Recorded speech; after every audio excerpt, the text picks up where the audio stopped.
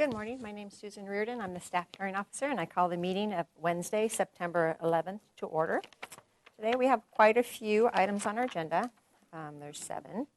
And the first under preliminary matters is requests for continuances, withdrawals, postponements, or ex-agenda items. And I haven't received any requests for any of those, so I will be hearing the items in the order that they appear on the agenda. Under announcements and appeals, I have no announcements, and we've had no recent appeals. So I'll move on to the last item under preliminary matters. Is there anyone in the audience who would like to address the staff hearing officers on items not on today's agenda? Seeing no one, I'll go to the first item, which is a consent item. It's an application of Jarrett Gorin, applicant for 803 North Milpas Street, 817 North Milpas Street, for a 1-year time extension for a tentative subdivision map that was approved by the Planning Commission on March 15th, 2007. And I've read the staff report, and I agree with the conclusions of the staff report that the project continues to be consistent with our general plan and with the zoning ordinance, and therefore I could approve the 1-year time extension request to March 15th, 2020 for the tentative subdivision map, and subject to the original conditions of approval contained in Planning Commission Resolution 013-07. So we'll go to the next item on the agenda, which is 414 and 420 East Carrillo, if the applicant would like to come up to the table.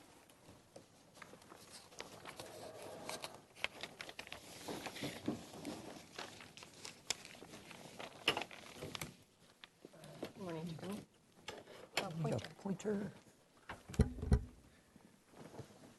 Ellen's not. Morning. Morning. Thank you. Yeah, anytime. All right. Good morning, Ms. Reardon. I'm Tony Bauman, Assistant Planner. This is an application at 414 and 420 East Korea Street for a lot line adjustment between, let's see how to describe it.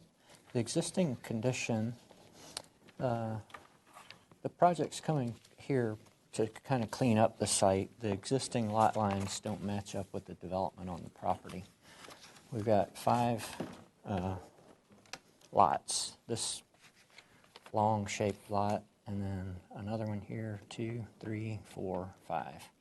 And then the existing building, well, there's 2 buildings on the site. There's a veterinary office over here and an office building here.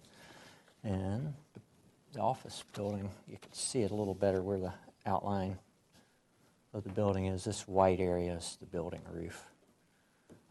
So we've got a lot line running through the building here and here. So the project proposes kind of a 2-step process to merge 5 lots into 2, and that would almost clean it up, but then a lot line adjustment's needed so that we don't end up with any parking spaces or building crossing property lines. So this small lot would be merged with this one, and then these 3 would be merged. And that looks like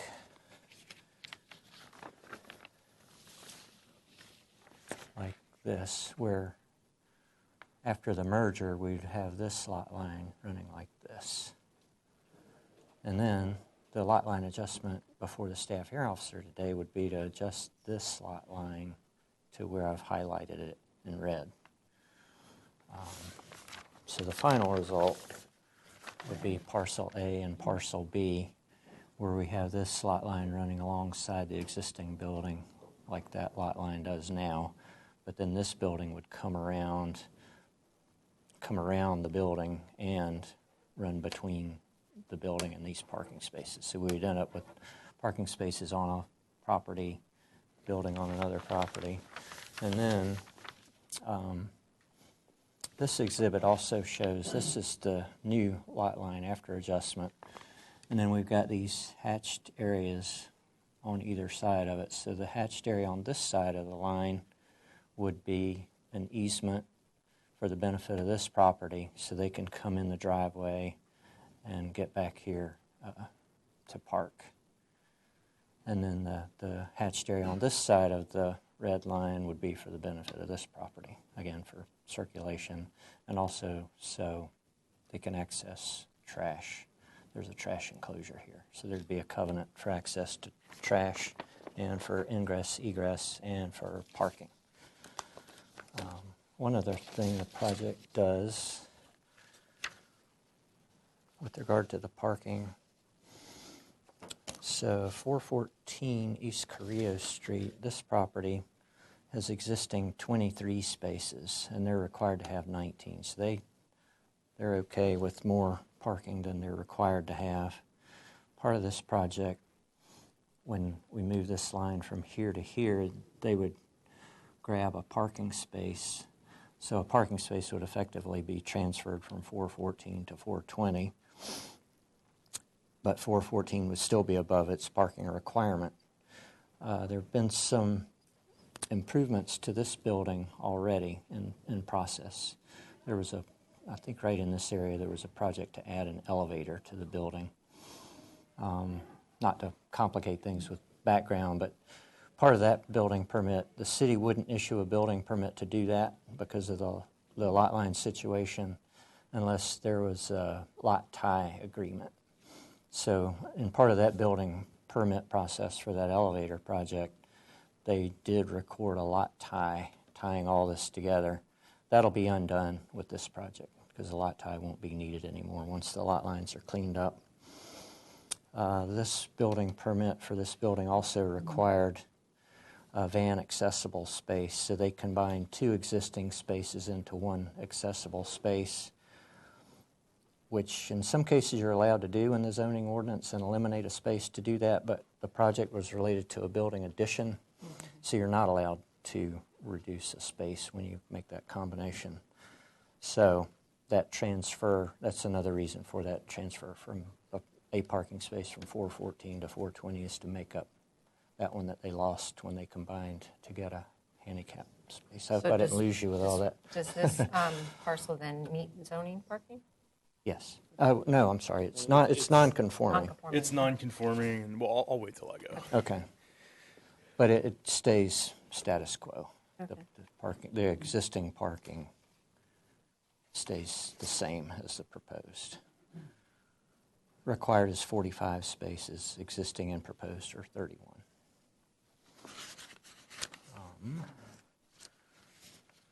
The project, in terms of, well, a lot line adjustment needs to be found consistent with the zoning code, building code, general plan. So it definitely improves things with regard to building code by eliminating lot lines running through a building. It is consistent with the zoning ordinance. There's no minimum lot area required or setbacks or anything for zoning. It's consistent with the general plan. It better organizes the existing development. And the lot line would not propose or facilitate changes in use of the existing buildings or result in additional development potential. So the findings, environmental review, it's exempt from environmental review for section 15305, minor alterations and land use limitations. And staff can recommend that the staff hearing officer make the findings as described in the staff report. And the findings for the lot line adjustment is it's appropriate for the area and the parcels resulting will conform to the general plan and building and zoning ordinances. And we've got conditions of approval regarding the covenants needed for ingress, egress, trash, recycling, and also a condition making it very clear that the lot line adjustment is conditional upon merger of the lots. Okay. That concludes my presentation. Okay, great. Thank you. Would you like to state your name for the record and provide additional comments? Sure. Jarrett Gorin from Vanguard Planning. And I don't have a whole lot to add to what Tony just described. Basically, in terms of parking, this parcel exceeds its parking requirement and would continue to exceed it, this parcel's non-conforming and would remain non-conforming. It's not getting any less conforming as part of this. And Tony pointed out these lot lines going through the building. I don't know how the city managed to approve all this with those lot lines there, but it's a problem, and this project's going to fix that. In terms of these reciprocal easements, the site essentially functions as one site right now, regardless of where this lot line is. But there's no easements or anything in place that guarantees that would happen. If this property was sold to another person, it could be problematic because they're not tied together. Fortunately, the same person bought both of these, and we're going to establish permanent covenants of easement that will guarantee this still all works, whether or not separate parties own these properties. Tony mentioned right now there is a lot tie agreement in place, which allows them to proceed forward with their building permits. The final phase of their building permits is going to be adding an elevator in this area to provide vertical ADA access up to their third floor. And we wanted to adjust this line so that we don't have any sort of building going across a lot line. So that's part of what guided how we designed these lines here. We also stepped them out far enough to catch a trash enclosure. Right now there's like sort of a makeshift trash enclosure over here. And this one's been reviewed by the city that it's adequate. And so both parcels will share that. On the covenants of easement, those are all drafted. They were drafted and reviewed, and actually most of the covenants of easement that we drafted, that's what's in our lot tie agreement right now. They basically took all that language and said, okay, now it's a lot tie agreement, but it'll become the covenants of easement after this lot line adjustment goes through. And then when this goes through, the lot tie agreement will be unrecorded, because then there's no requirement anymore that these be sold as one property. But until this happens, they do need to be transferred and treated as one property so that there's building code compliance. So that's really all I have to add, unless you've got any questions. Well, how the parking works on the faded here, it says 16 spaces, 15 for parcel A, 1 for parcel B. And these notes talk about reservation easement for ingress and egress in favor of B. So is there a parking agreement too? That's part of the covenant of easements. So the covenant of easements establishes, like on this one here, it establishes the right of ingress and egress for this property over that property, and it also establishes their right to a parking space. Okay, over here. Is that in the conditions? I just see it talks about number B2, covenant of reciprocal easement for ingress, egress, and trash recycling, access, and storage. And then the very last one, 4, just says areas available for parking. All parking areas and access thereto shall be kept open and available in a manner in which it was designed and permitted. But it doesn't talk about. There's no cross parking that I know of. It's been a while since I looked at that agreement. I don't remember specifically how many spaces were tied to this from there. What I remember is that we had to meet. There were spaces transferred between the properties, primarily from this property to this property, and we had to do that in order to continue to meet non-conforming parking on this property without making it worse. And we had extra spaces to give from this. So I guess I can't guarantee for certain that our agreement encumbers spaces on this property for this property. It's been a long time since I reviewed that agreement. It's in the recorded lot tie agreement. Whatever was required for that. Because our lot line now, we've got spaces that are split in half. So this line, this new adjusted lot line, all the parking spaces on this side of the line go with this building, and all the spaces on this side of the line go with this building. Right. And that matches the table in the staff report in terms of the numbers. Yeah, so the note you're referring to, what does it say? 16 parking spaces, 15 for parcel A, 1 for parcel B, I per think- building permit, I think what 2018. that note's referring to is this entire area here, and this is the one for parcel B. Right.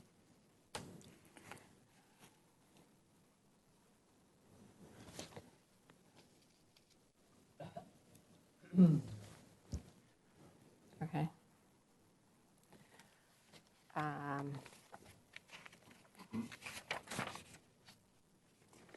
think that was my question for right now. I'll open the public hearing. Is there anyone who would like to address the staff hearing officer on this item? No, seeing no one? I haven't received any letters. Have we received any emails this morning? Okay, so I'll close the public hearing. I did go out to the site and visit the site, and I reviewed a project not too long ago on this site, didn't I? No, I thought I did. Some other.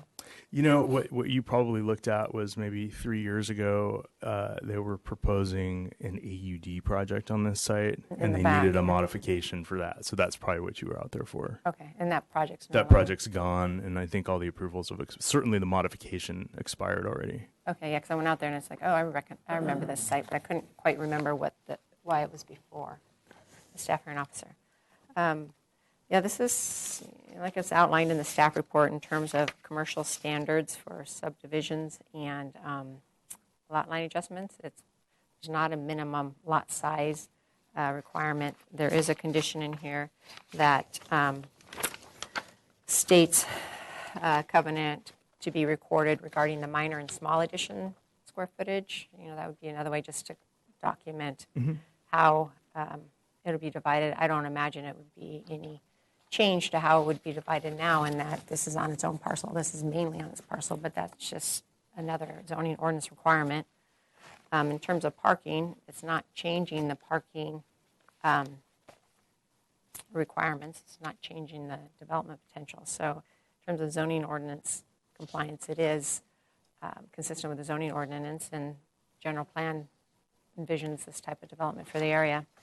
And then it actually clears up, like was pointed out, an issue related to building code consistency.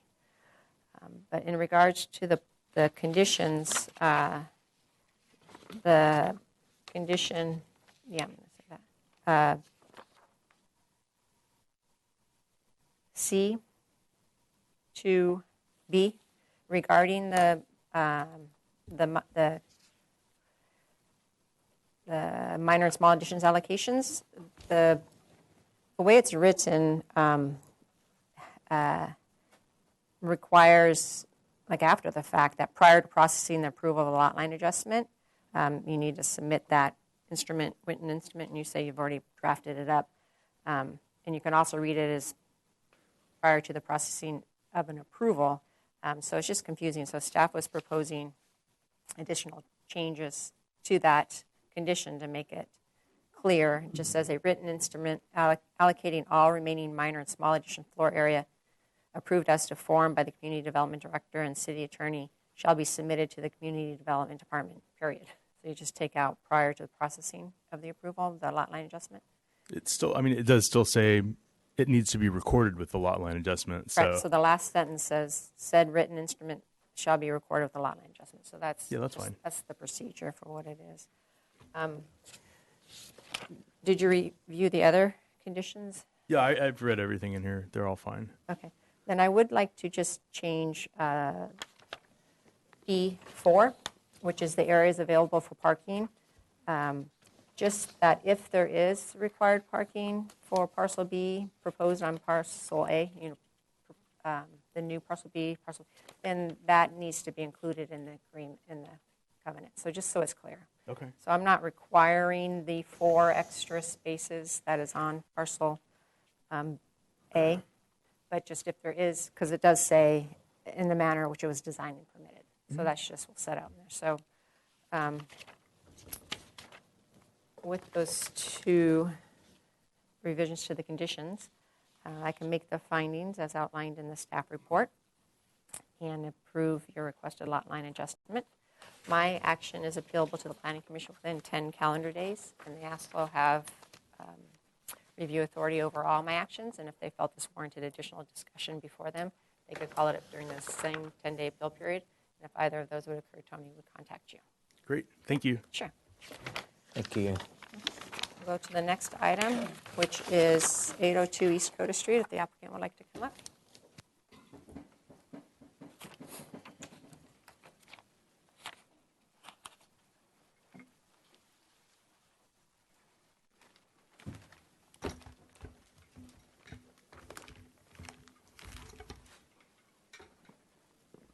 Good morning. How are you? Great, thanks.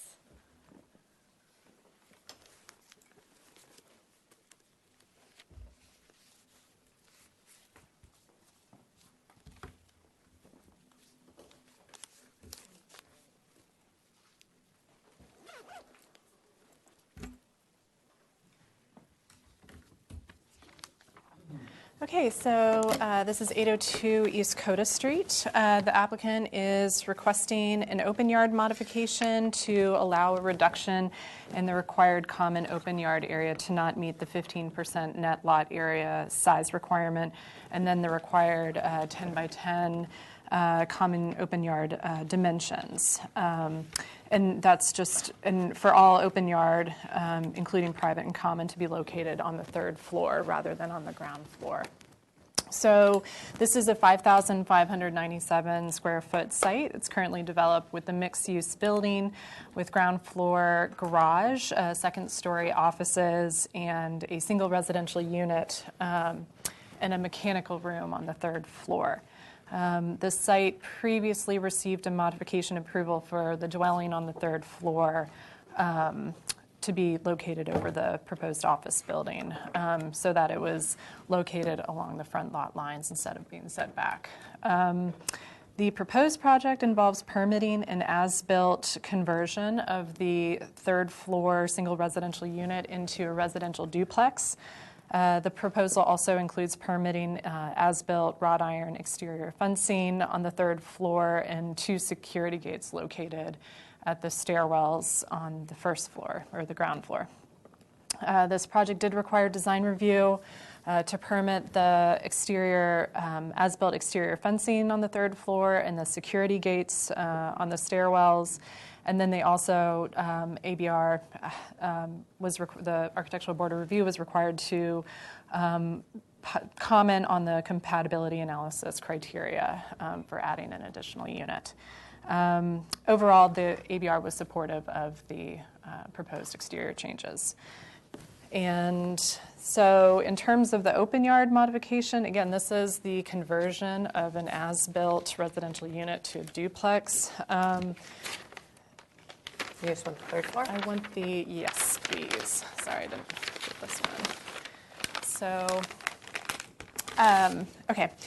So it requires an open yard modification, again, because it doesn't meet the mixed-use common open yard requirements for the 15% net lot area, and then the minimum 10 by 10 area dimensions. It is a mixed-use building. It's built lot line to, the structure is built lot line to lot line, so there really is no opportunity for ground floor open yard area. The project does meet the mixed-use private open yard requirements for the 2 units, which is for a 1-bedroom, it would be 72 square feet, and then for a 2-bedroom unit, 84 square feet. And the private open yard for each unit is more or less doubled or tripled that of what the requirement actually is. To supplement the lack of common open yard, the applicant is proposing kind of this, what's called this additional open yard area. It does not meet the common open yard dimension requirements or the on-ground requirements, but it does provide a little bit more light. And both units, A and B, have access to it. Both the front doors for both units are access. Portion of this area is not included in the additional open area because it requires, as you enter the third floor, you have to access it from the stairs. And so this is all part of the access egress. So this is not included in this additional open air area.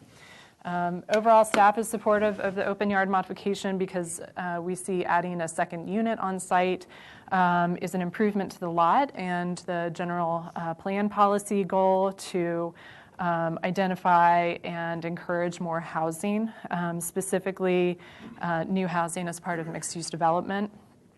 Again, we look at this and think it's lot line to lot line, so there really is no opportunity to provide common open yard on the ground floor, and there's limitations to that. But we could also be supportive because, again, these open yard areas for Units A and Unit B over here far exceed what the minimum requirement is. And we also looked at this project is catty corner practically across the street from Ortega Park. So although that doesn't count towards their common open yard area, it is a place that's just easily right across the street in walking distance to be able to access and have as more of like a recreational play area. I'm trying to think. There's no. We added a condition to this particular project because we wanted to ensure that for future that we're staff is supportive of both the private open yard areas and the common open yard area, or this kind of additional open yard area, but we want to make sure that that's designated so that in the future you wouldn't be able to reduce the size of that. So this project does contain violations from an enforcement case, a 2018 enforcement case identifying that unpermitted unit. All of those items would be abated under this permit, and that includes the as-built security gates and fencing. We looked at the master environmental assessment, and it identified the site an archaeological sensitive site, but the applicant isn't proposing any kind of ground disturbance. So that wasn't necessary. So we didn't require any kind of report. It was also identified during the environmental review that there is a leaking underground storage tank, which is on the corner of Milpas, but working with the State Department, Dogger, and or the Environmental Services, they determined that it would not be an impact to this proposed unit given the distance. And overall, this is a CEQA determination that you would need to make the finding of the 15183 CEQA determination, but otherwise we found that staff, that no further analysis was needed. We haven't received any public comment either. Okay, great, thank you. Would you like to state your name for the record and provide additional comments? Sure. Terry Malinowski, and Taye is with me, the architect. And I think Ellen covered everything that we're proposing. I just want to say we're doing a couple of cleanup measures in general to improve the site, and that's upgrading the accessible parking in the garage to make it van accessible. It's city requirement, but the owner wanted to take care of that up front. And also relocating the bicycle parking meets transportation standards. I know Ellen's happy with it, and it just seems like it's going to work better. It was in the garage, and now it's all by itself on the second floor under a stairway, so it's protected. And So they have to lug their bike up the stairs to put it in? actually, no elevator. It fits right in the elevator. So the elevator's here, and it's under the stairway? Oh, so they just go through the, Right. There's where's this? on the side. Yeah, I was going to say, if you can go through the garage. there's a second floor, so. So it's pretty open in there. I mean, they could take their bike up here, and they actually could still park it in the garage if they wanted to. But we put the I'm going to flip to this. This is the garage. So you come in through the sideway. You can come in this way or that way. And then the elevator's in the rear corner. Correct, yeah, but then, like, if I'm a resident on the third floor, it's okay for me to walk through their office building with my bike? No, the bike's not for the residents. The bike's just for for- the okay. office. Okay. Right. So Right. that's why it puts it on the same floor as the Right, people yeah. using Okay. it. It's kind of safe and secure. Yeah, so that's what, okay, so for the requirement for the portion, it's meant only for Right. the non-residential portion. Right. And so that's what I was saying. It's not required, but we just, Right. in being at the site, we're just making things better. Right, okay. That's all I have. Do you have anything to add? No, you have covered everything. Okay, the question I have, And the owner is okay with that condition of approval for the record. Okay. So we're on the second floor here. Oh, never mind. All right, so now there's Now we're on this the third door. floor. Yeah, we're on the third floor. So this, I was concentrating on the note here, front door coming in. So I was wondering how the Unit A would access this area, but there's the common laundry through this way. Yes. So if I was to visit the tenants of Unit A, how would I get to there? Would I come up the elevator? Would I come up the stairs? Would I come up over here? You can do any of those things. Right? Yeah, right now it's accessible through the garage on the first floor and you take the elevator straight up. Or you feel like exercising, we just take the steps that go in. You just need a code. Yeah. So That's what I was going to ask. So you need the code, because I know when I went to the site visit, actually some of the tenants from the second floor had the door open and they were talking, since I was able just to walk up.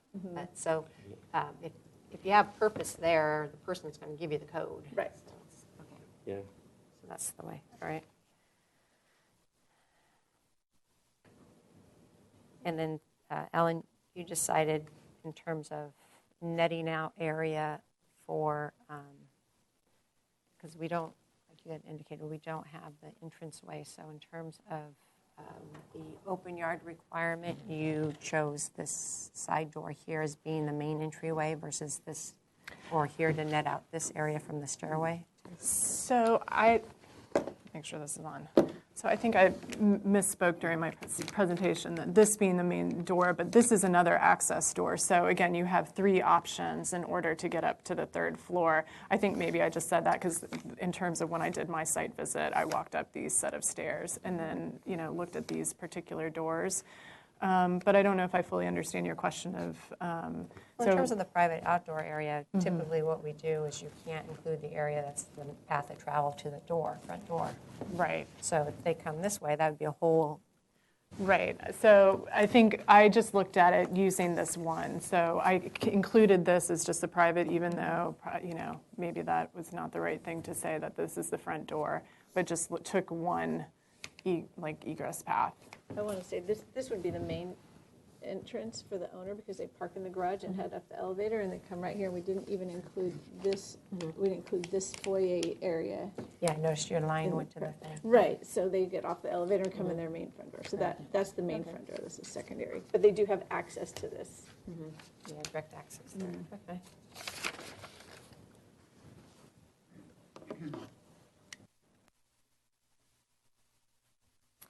All right, so that ends my questions right now. I'd like to open the public hearing. Is there anyone here who would like to address the staff hearing officer on this item? Seeing no one, have we received any emails? Okay, I'll close the public hearing. Like I said, I did go out to the site and looked at the area. I just happened to catch someone there. I was able to go upstairs. So I went and looked, and although it is increasing the number of units on site, it really is no change to the exterior, to the person. There's no additional building area, deck area.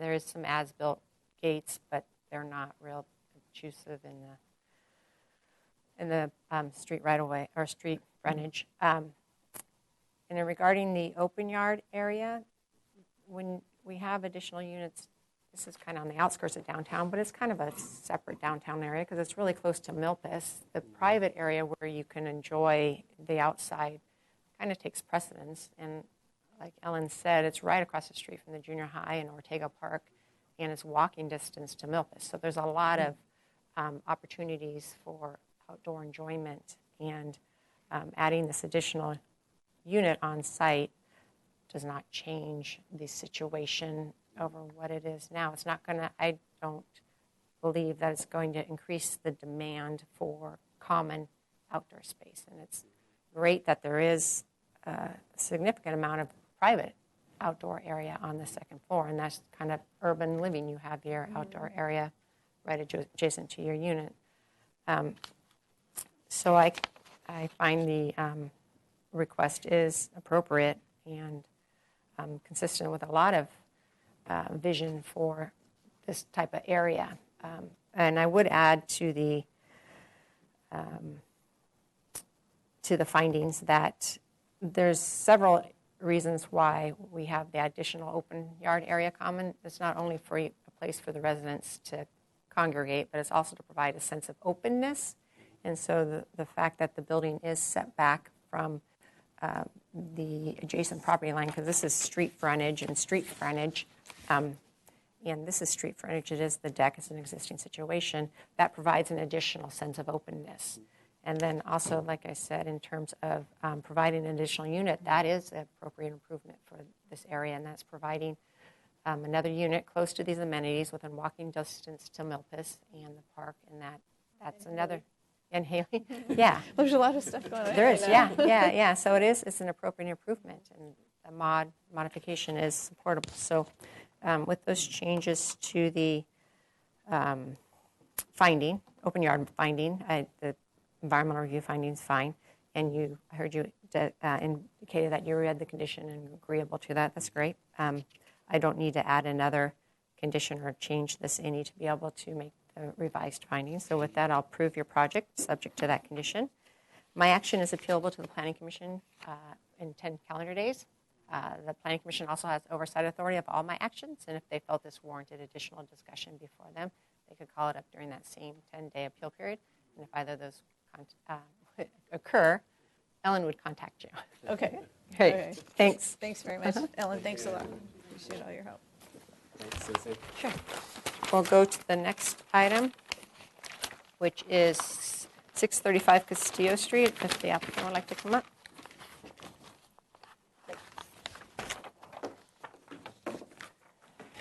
Good morning. Good morning.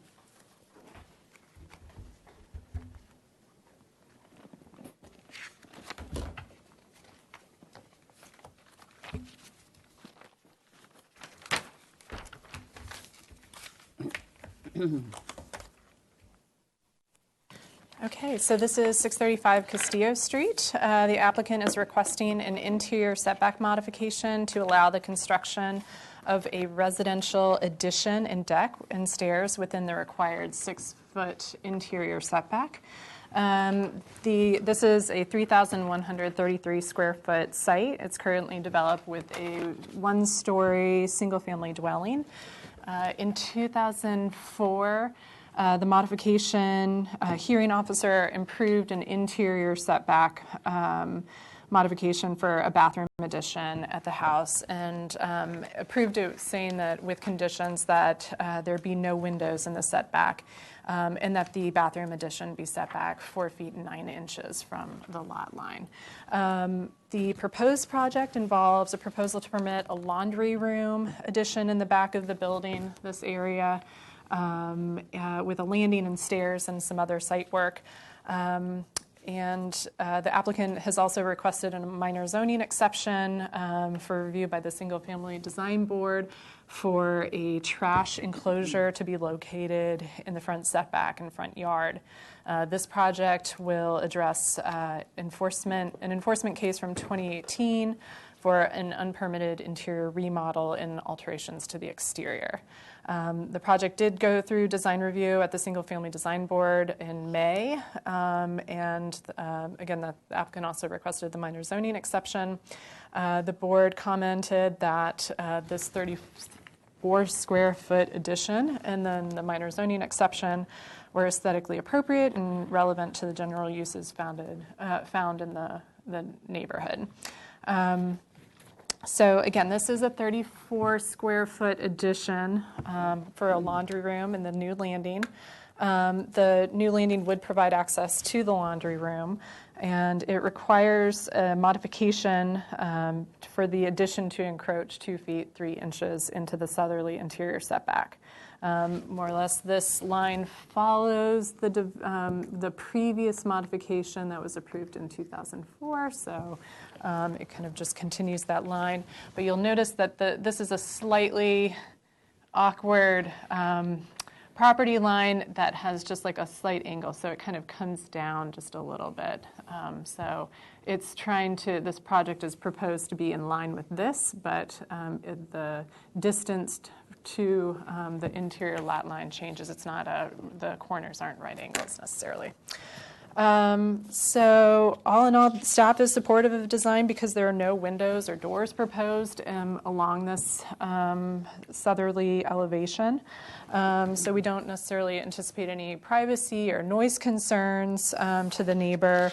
And let's see, in terms of the actual landing and deck, so it's set back just far enough. This is the minimum size that would be required by the building code. So you come up the stairs and you're able to access this area. So again, this would address all the violations under the 2018 enforcement case and address all of the as-built conditions that are on site.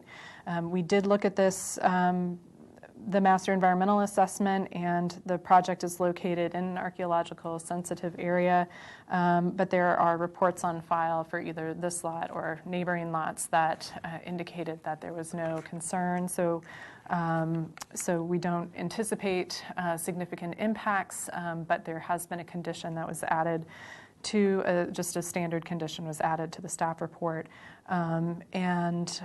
This is otherwise further exempt from CEQA for 15301, existing facilities, and then 15305, which is the minor alterations and land use limitations. We haven't received any public comment on this project.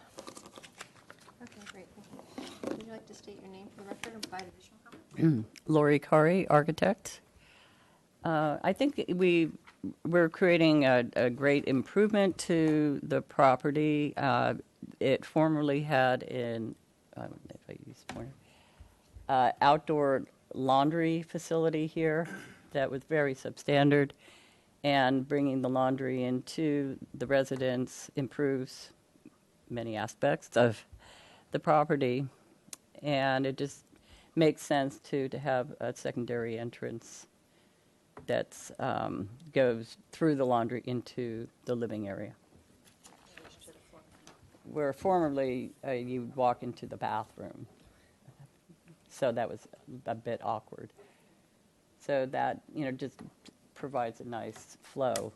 And then our limitations on our recycling and trash, everything would be pretty much in the setback or what have you, and this has the best access to the street. We have, 2 streets here, and we are enclosing it behind gates in a nice little fenced area. So I think it'll also be another improvement. Thank you.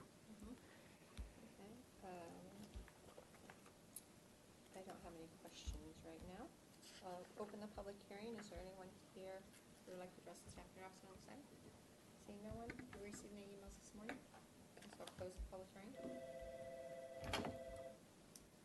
Sorry. This is me. So I'll close the public hearing. I did go out to the site. Is it under construction now, or it was just kind of it's all boarded up? Correct.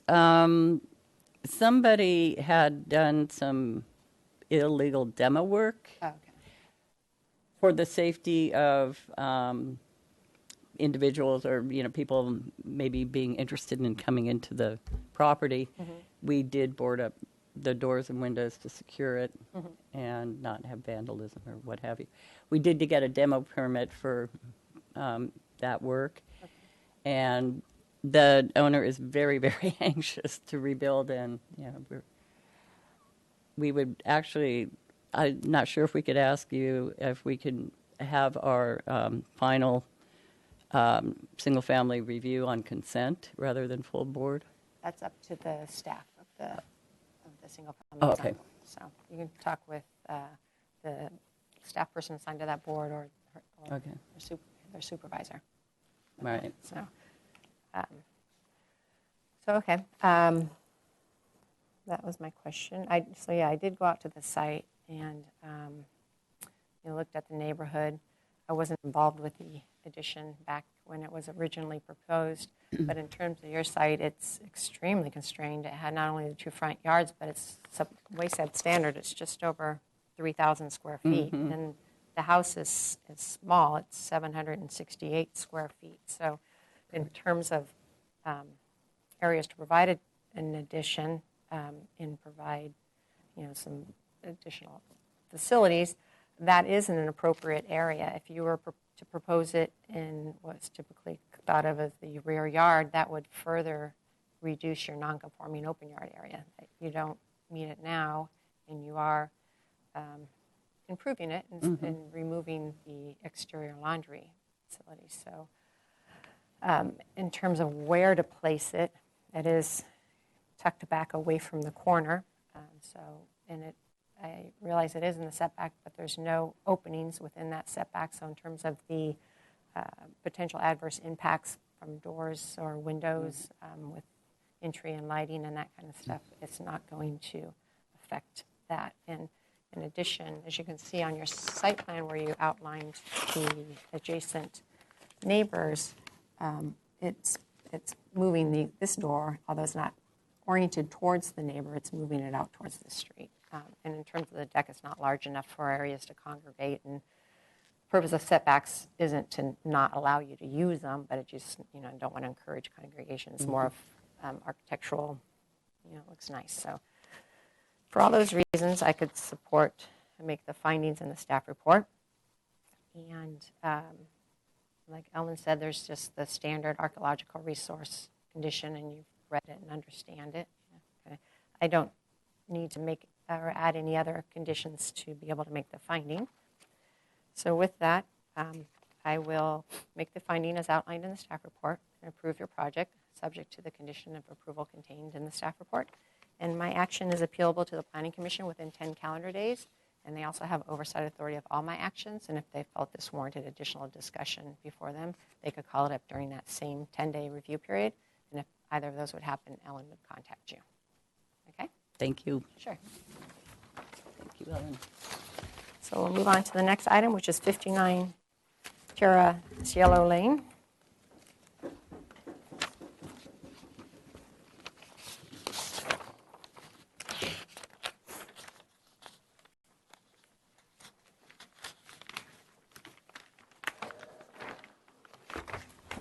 Good morning. Good morning.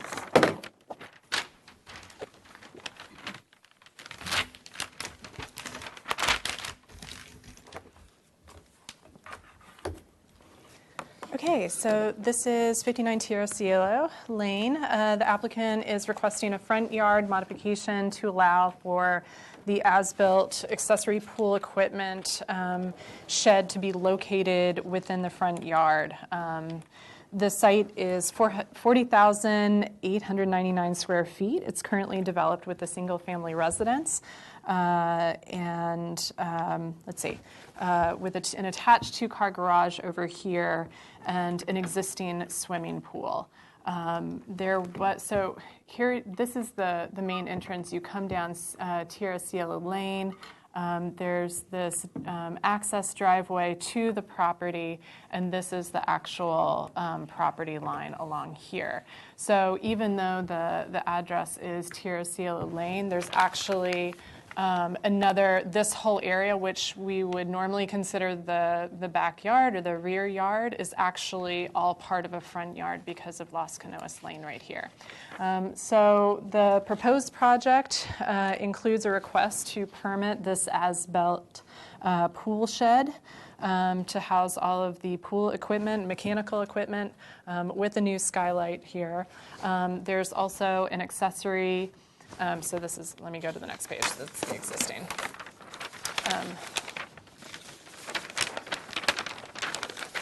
So it is, now we're kind of located another way. So you come down the driveway. Here's Las Canoas Lane. This is the as-built pool shed with skylight to house the pool equipment. And the scope of work also includes a new outdoor dining area with trellis and a barbecue. I do want to point out, because this is important for the neighbors, that originally under the scope of work, the applicant proposed a fire pit, but there has been a lot of conversation about that and concern. So the fire pit is being removed from the scope of work. That's not part of the modification, but I just wanted to state that on the record, that applicant will not be adding that. But moving on, so again, the project requires a front yard modification for this unpermitted pool shed. And again, I've already kind of talked a little bit about this, but this trellis area is not part of the modification because it's not enclosed. So there's different definitions for what a structure is and what's allowed in a front yard. And so this whole area is excluded from the modification request. So we're only looking at this over here. It's 215 square feet, and it houses the pool of mechanical equipment. Generally, staff is supportive of this as-built shed in the front yard because we think it's a necessary improvement on the lot. For one, it houses the equipment, so that blocks the noise, kind of creates a sound barrier to the existing neighbors. On this side, it kind of houses the unsightly pool equipment because this particular neighbor has an accessory dwelling unit, so that not to say that there's necessarily a privacy issue, but it does block it from the site. This is also, if you're on Las Canoas Lane, this is a pretty steep lot, and so there's different tiers coming up. So by the time if you're looking from here down to Las Canoas Lane, there's quite a bit. There's hedges along here, existing hedges and trees and landscaping. So you can barely see the lane. And if you're on Las Canoas, it's extremely difficult. So most of the shed can't even be seen from the street. So staff don't think that this is an impact, a visual impact from the street, exactly. And then, let's see, this did have, this would deal with the particular violation for having this unpermitted shed. We don't anticipate any other kind of significant impacts to the neighborhood or to the neighbors. And this addresses that ZIR from 2019 for an interior remodel, so some other changes to the house. But again, for the modification purposes, we're just looking at this pool shed. And we looked at this particular project for CEQA review, and it's exempt under 15303 for new construction, and then also 15305 for minor alterations and land use limitations. Again, I spoke with a neighbor to the west, a gentleman named Peter Link. He gave me a phone call, and then he submitted an email, and he had major concerns about the particular fire pit that was being proposed, and sharing those concerns, I had, when this project was under review, I spoke with our fire department staff and asked them, did they have any concerns about that particular piece? And they didn't. So again, it was under the assumption that so long as it meets building code or if it needs a permit, then that would be addressed at that time. But again, the applicant has said that they are going to be removing it from the scope of work. Okay, great, thanks. And did you get a copy of the email? I did not, actually. It's just, I'll make a copy for you, but if you want to read that.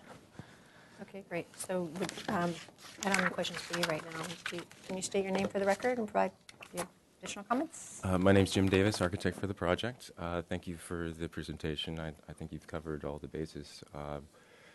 One additional item, I think that was part of the ZIR. It's a minor note. The AC condenser unit is going to be as-built permitted as well, as part of the building permit. It's outside of the open yard and it meets sound requirements, so there's no concerns from that standpoint. But that will also be addressed with the building permit. If you have any other questions on. No, but it's just funny you pointed to that because it made me see this. So your open yard's like way over here. Yeah, it's a strange lot though. It's so difficult because that darn road down there. I know, exactly. Okay, so on this plan says existing, what, pool equipment area? That was the original. if you look back at the archive drawings, that's where the pool equipment was originally planned to be constructed. I don't know if it was ever constructed there Okay. and some other owner demoed it or what, but that's where it was shown per the permitted drawings. Okay, so it's not that it's existing right Correct. now. Okay, so that's not, because I was going to say, then it's not shown to be removed here. And when I Right. was out at the site, I didn't see Yeah. any I other. should say appropriate- existing location, I guess. Yeah, yeah, so maybe update that so it's clear on the record. And, Existing permitted location. yeah. And then, who owns this, or what's this here, this strip, 5 foot? I believe that's a utility easement, but I can't recall right off the top of my head. I don't recall. You don't know, so it's not, because it's the same indication as a property line, so I was Right. wondering, is it, It might have sometimes it's old surveys that through time, it ends up just being no one, they can't research who owns Right. it, but, so, Yeah, I can't recall. I think it was just on the APN map that showed up like that. okay. But you're measuring the front setback from this interior line here, Correct. then? Okay. Giving us the not the benefit of the doubt. Okay, yeah, just show extra. All right, great. Those are my questions for right now. I'd like to open the public hearing. Is there anyone who would like to address the staff hearing officer on this item? Seeing no one, did we receive any additional emails? Okay, and I did receive this email. And if you want to just keep my copy of it, because, did you make a copy for the applicant? Okay, well, if you want to keep this one, because I usually give it to staff to put in the file. Oh, okay, that's So- fine.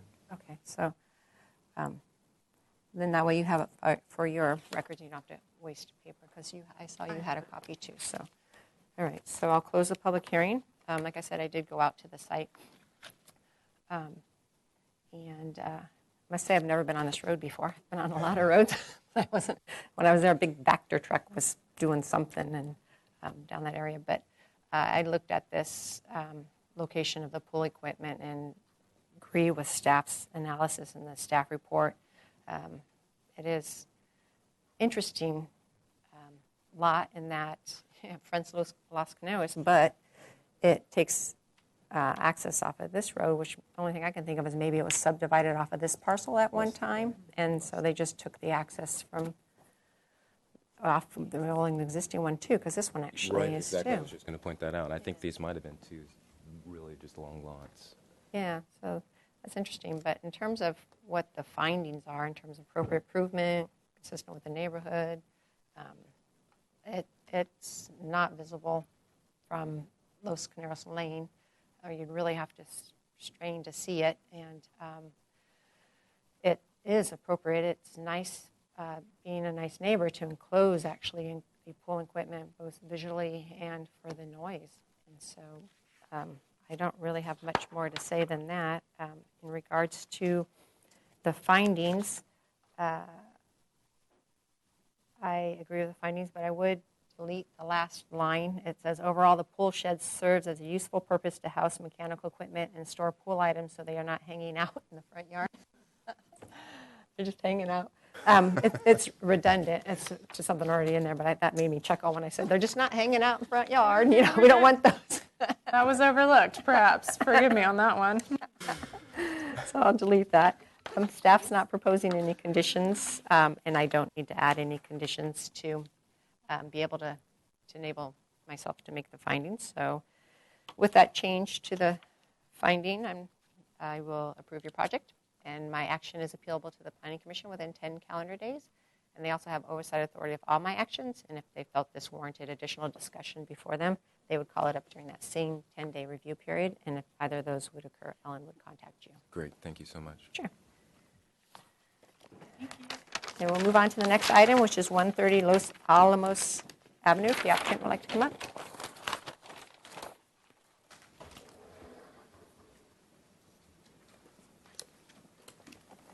Good morning. Good morning.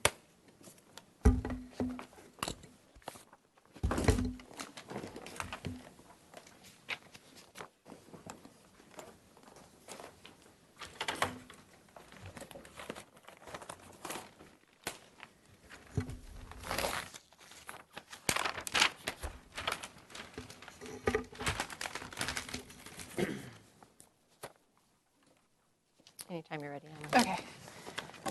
So we are reviewing 130 Los Alamos Avenue. The applicants are requesting 3 modifications today: an interior setback modification to allow a door opening to encroach on the required 6-foot southerly interior setback. I've also to allow a change of use for a bedroom habitable space to be converted to a 2-car garage, which is non-habitable space. I'll have a little bit more to say about that in a minute. An open yard modification to allow the reduction of the required 1,250 square foot of open yard area, and then a modification to allow a conforming 2nd-story addition that will change the basic exterior characteristics of the existing residence that is non-conforming to the required 6-foot interior setback. So this is a 6,963 square foot site. It's currently developed with a 1-story single-family dwelling on a corner lot of Los Alamos Ave and Santa Rosa Place. In terms of kind of what I wanted to point out, and I haven't had a chance to, this is kind of late breaking, but this garage area here, there was, in my staff report, I wrote about how that there was a permit to convert that to habitable space or a bedroom back in the 1970s. There's been a little bit of conversation about that into whether or not that was actually a permitted change, so I was probably incorrect on that assessment. It doesn't necessarily impact, because you're proposing it to go back to a garage, so it's not a huge thing, but we can talk a little bit about that after this meeting. But I do want to kind of call that out as something that the permits don't necessarily clearly show that that was ever converted to a bedroom. And the proposed project involves converting, again, this is kind of the conversation, initially thinking that it was converting it back to a garage, but we can kind of, maybe that's an aside. So it's really about demolishing a previous building addition at the rear of the house. If we want to go to, I think it might be on Just that being the next page.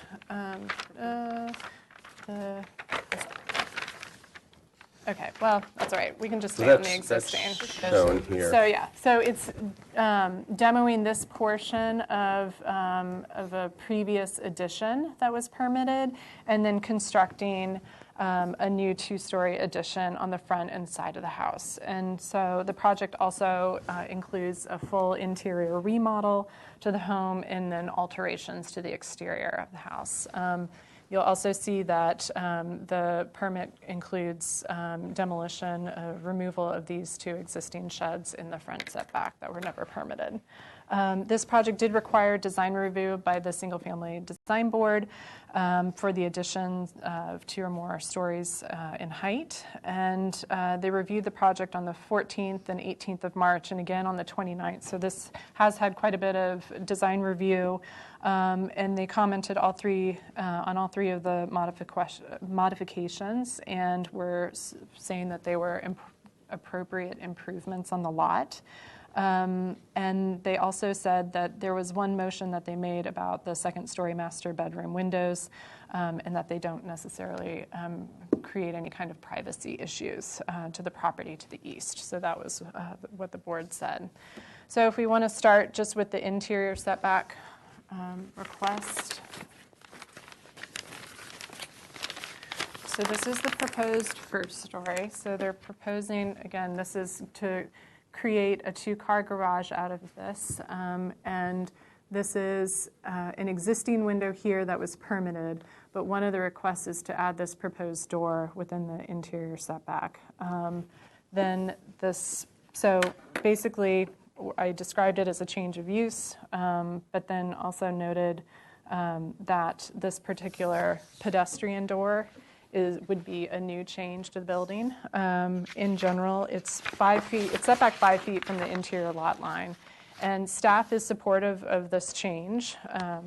So, forgive me. I've got a little bit of. I'm trying to not confuse us with what I was mentioning earlier about the garage. So I'm going to skip over some of that and just talk about the door. But otherwise, staff is supportive of a door. Generally, it's something that we're really concerned about because of the interior setback and the creation of noise and privacy issues. But we looked at this and felt like we could support the door because it's closest to it's not on this set of plans, but it is closest to the neighbor's garage. So that we didn't necessarily think it would be a major impact to that particular neighbor, including noise or lighting or any kind of privacy issues. Further, we're supportive because that lot line is, there's a fence in between the two, which would also block out quite a bit of any kind of light or deal with nuisance issues. We looked at this with transportation staff.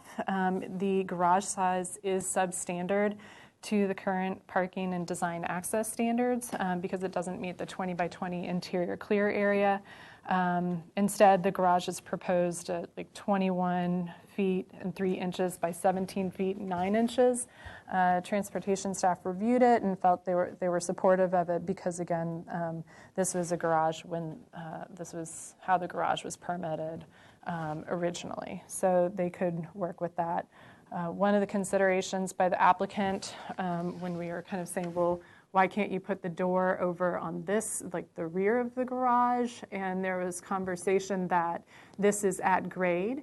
So if the door was on this side, that they would have to create stairs in order to get down into the garage, whereas this is just kind of an easy threshold. And so not wanting to encroach and disrupt the area for parking. So Garage is 21 feet deep, though, right? So it's right. This is the 17.9. Right, this is 21, that's a 17. And then for the second modification, this is to allow change to the basic exterior characteristics. This is a conforming second-story addition to an existing non-conforming residence, and that's what triggers the modification. It's situated on a corner lot, so this is one of these that we did feel like needed a modification because it's so visible on a corner lot that you're looking at it from two sides. Overall, it's staff can support this because it is a conforming second-story addition, and it's going to observe all the required setbacks, not necessarily increase the amount of encroachment into the required setbacks, with the exception of this proposed door change right here. We also looked, I know that there was a question about whether this was a demolition, whether substantial, full demolition, so why not have a conforming option? But staff looked at this again and felt like the majority of the addition was happening on this side, so that we didn't consider it a full demolition. And then lastly, we have an open yard modification to allow the reduction of the required open yard from 1,200 square feet to 1,041 square feet. So this is the existing. So you can kind of see the outline of the house. This is the existing, which exceeds the 1,250 requirement for a single-family residence. And then if I go to... I believe it's on the first sheet. The first sheet.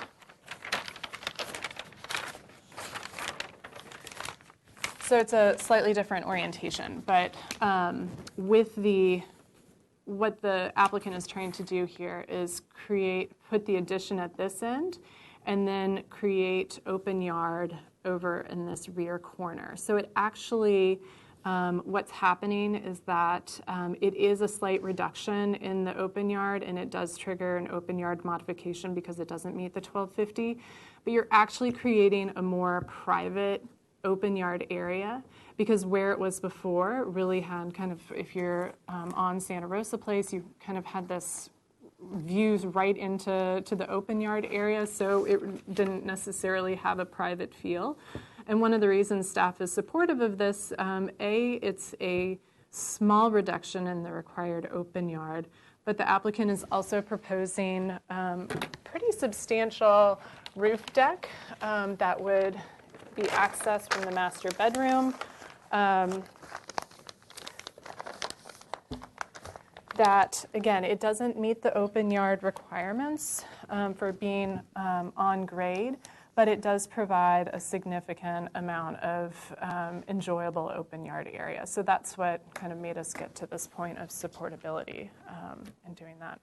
So otherwise, let's see. So we've got, this site did contain some existing violations from a 2019 ZIR, including an interior remodel and of a laundry room and half bathroom, an air conditioning unit that was installed. Oh, I'm sorry, I think that is not part of this permit. This project is in the non-appealable jurisdiction of the coastal zone. It does qualify for a coastal exemption for single-family residents, and during the building permit application, you would be required to submit that application for a coastal exemption. We've looked at this and determined that it doesn't require any other review under CEQA for 15301, the existing facilities, and then 15305, minor alterations in land use. And we haven't received any public comment on this project. You may have noticed, Susie, on your site visit that there are kind of a number of cases for these second-story additions that we've had along this street that, like, they're starting to kind of dot the area. So that was just kind of another reason of support that we felt like it worked with the neighborhood and didn't necessarily have any kind of significant impact. Okay, great. Tom, would you like to state your name for the record and provide additional comments? Matt Hepner, this is Bryce Rosenthal. I think that most of that's covered well in the staff report, as she mentioned, sort of the design of the addition and redeveloping the whole lot. Some major intention there was to provide an open yard area that had more privacy. The current arrangement of the lot really provides a space that not only is actually, it is somewhat private now, only because of these non-conforming additions that will all be removed. There, in addition to these being removed, there's a 6-foot fence right here on that front property line that would also be removed. So that would really open up open yard on this area to having a lack of privacy. As well, the adjacent property to the east is at an elevation approximately 3 feet above. That's sort of like a utility side yard for that residence, but any activity out there is really peering down into this yard space here. And so it is our intention to provide an area that's very much more private. There is an existing fence here that mitigates issues with this southerly neighbor.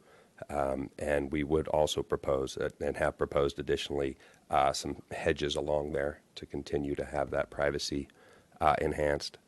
And I suppose that really covers most of And what is this to be property said. is elevated above that property. Correct. Yeah. Yes. Okay, so I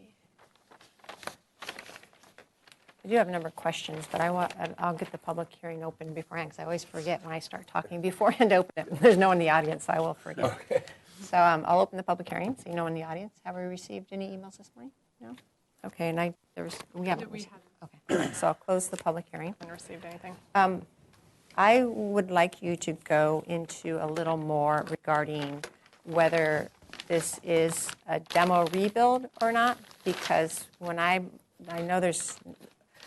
look at the project, it looks to me that it does meet our definition, at least in Title 30. I know this is Title 28 in terms of the zoning ordinance, but of a substantial redevelopment, because you're demolishing this area here, you're moving all of the roof, and then now this front facade is changing too. So it seems to me that, so this is all changed now, and so, and then also there's a basement proposed, so you're going to need to excavate, so it seems like there'd be some effect in this area also. Here's the basement floor plan.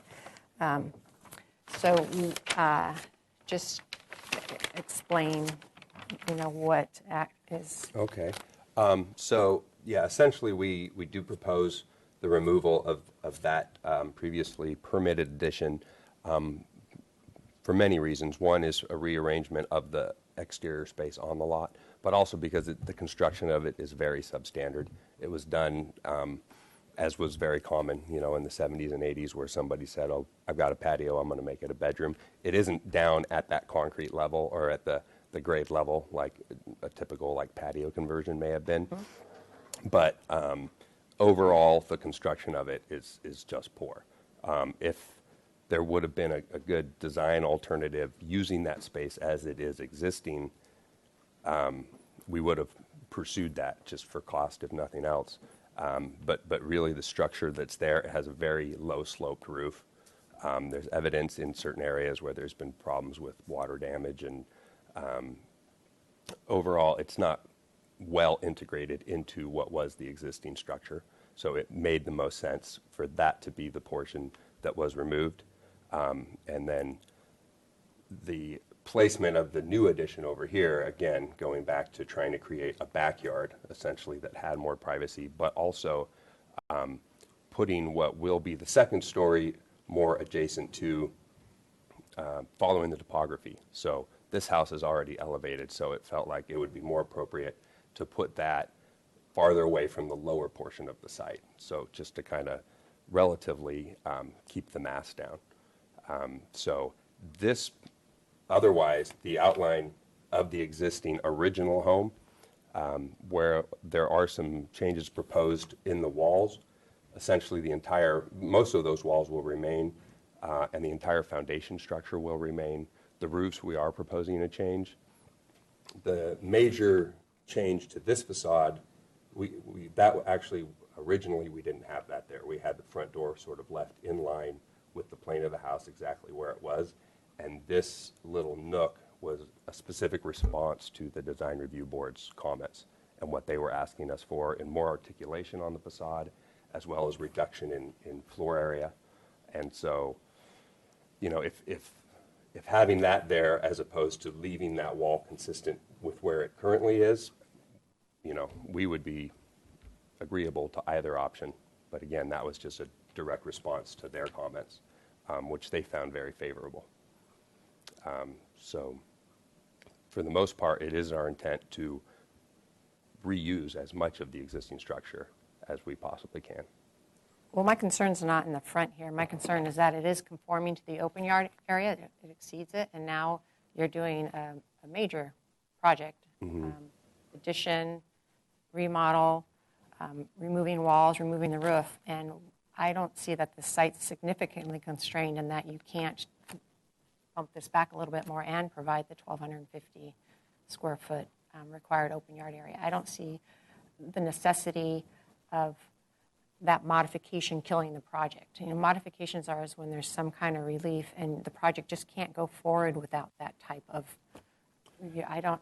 Well, for us to move that, I suppose then that really would be removing all. I mean, this perimeter outline with its existing footings and the foundation and the floor and all of that structure is what, you know, we didn't intend to just come in and knock the whole place down. We're trying to work with as much of the existing structure as possible. And so that being sort of a fixed spot for us, as far as, you know, location on the lot, you know, this, you know, for us to propose a project that would actually push the house back this way, there'd be, I guess, a couple considerations. We don't have too far to go because we are so restricted by this being essentially a front yard setback. But in addition, that would be essentially demolishing over half of, you know, that being the existing footprint. If we were to try to remove this exterior wall and exterior footing and floor work as it currently exists, that would really be demolishing half of the original structure, whereas we only intended to demolish the substandard additions that were added later. I guess but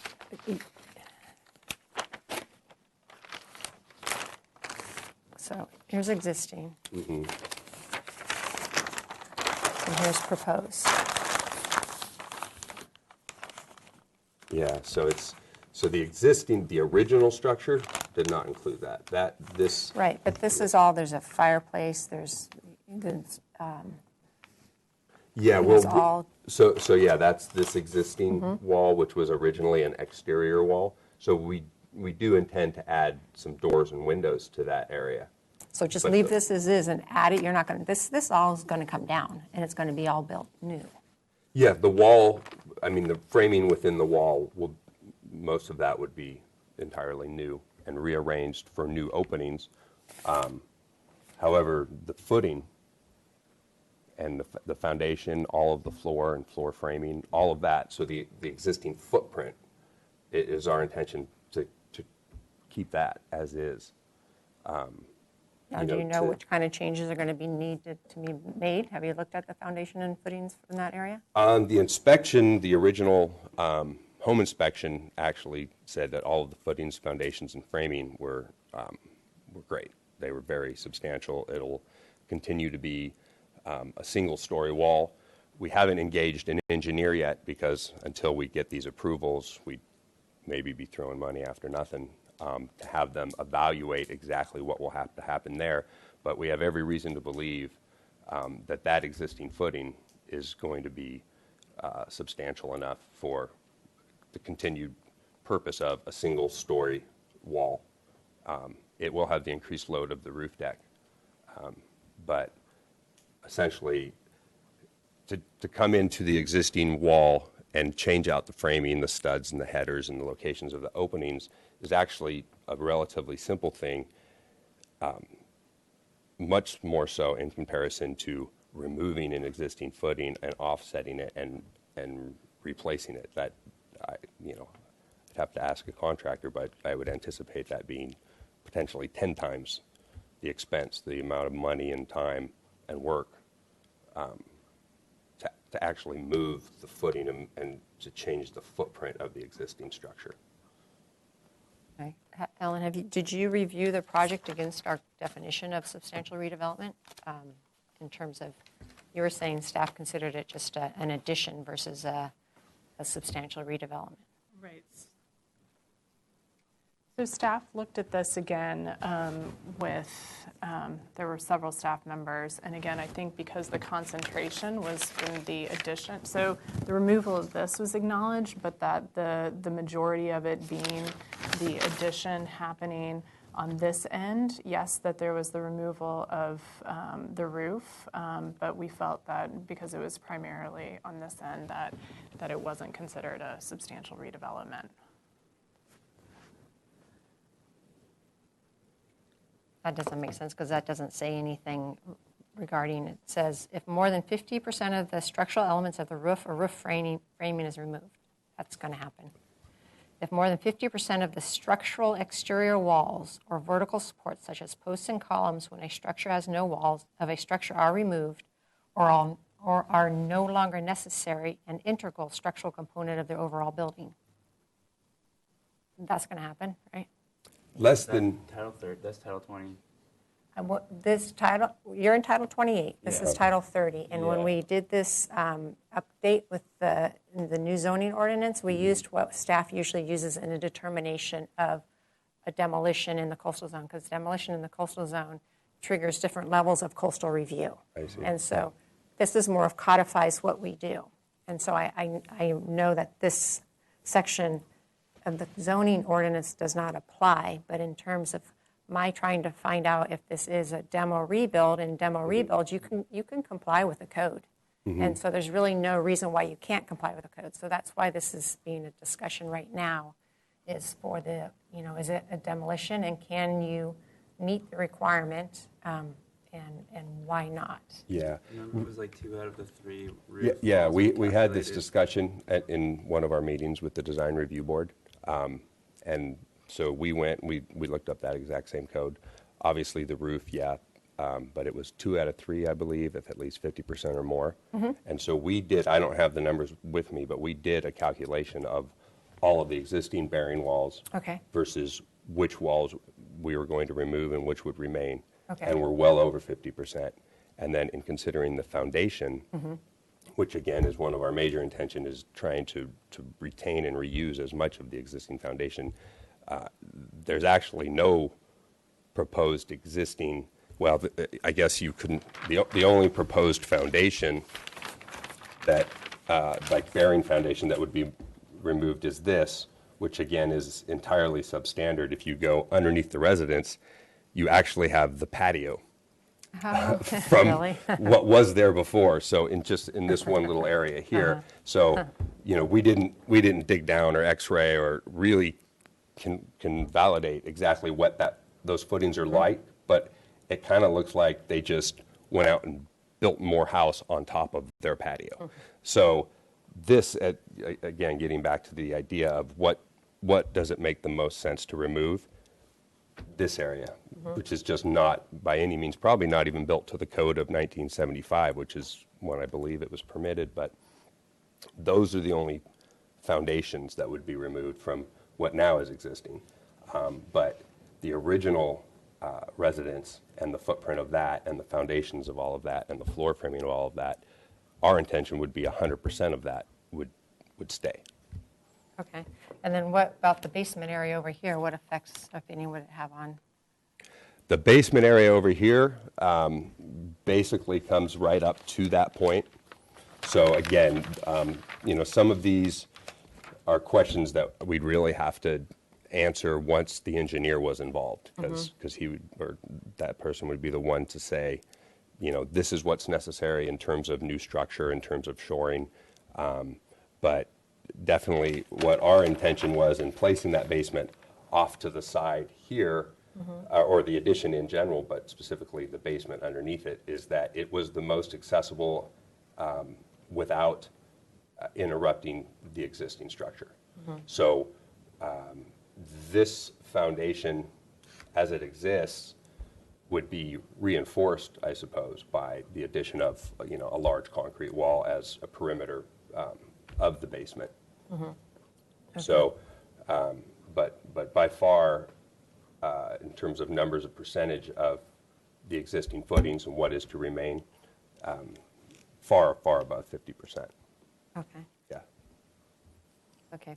So above So both the wall for 2 and 3, yeah.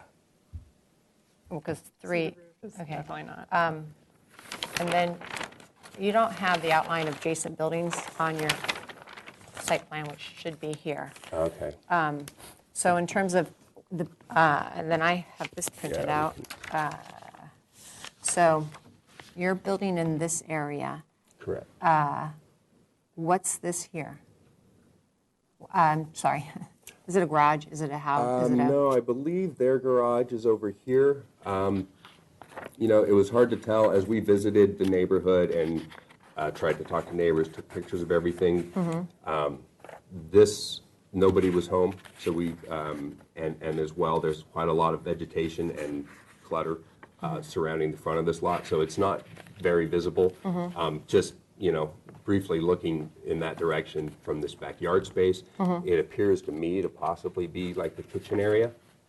Okay. But I do believe that their garage is right here. And yeah, I can't say for certain what is.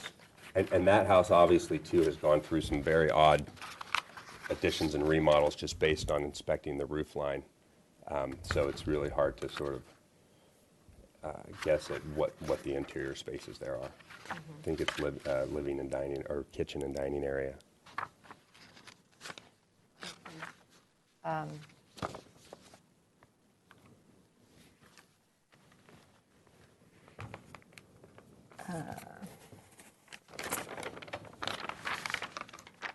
That's the open yard. Okay, so then in terms of your requested interior setback mod, I know there's some question now what the existing legal use of this is here.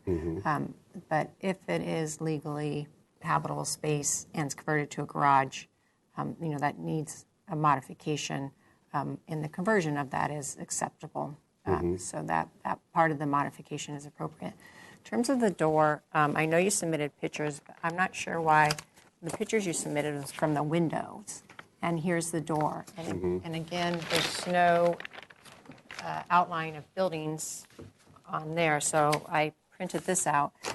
And here's the window here, so of course you're looking right into the structure, but here's where the door is, and this is elevated down.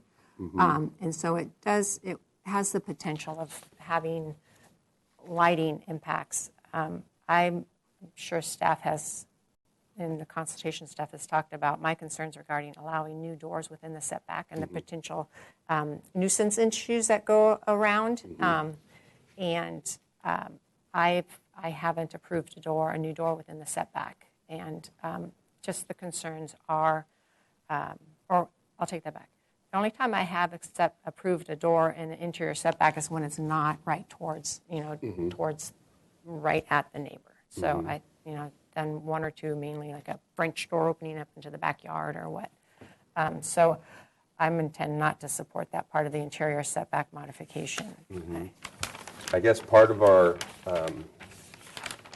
thinking in that we expected, I mean, we just didn't anticipate really there being an issue with that is, although this door effectively is, not within the setback, but the door and the light that's next to the door, effectively it functions in the same way, and it affects the privacy of this lot in very much the same way. And this one even more so because, as you said, although we are directly adjacent to the garage, then the house steps back and there is a patio. I think the garage ends over here somewhere. Yeah. This is I know it's like still at an angle. I couldn't find something that's straight down, but Right, so that their garage probably ends slightly before the garage of this residence.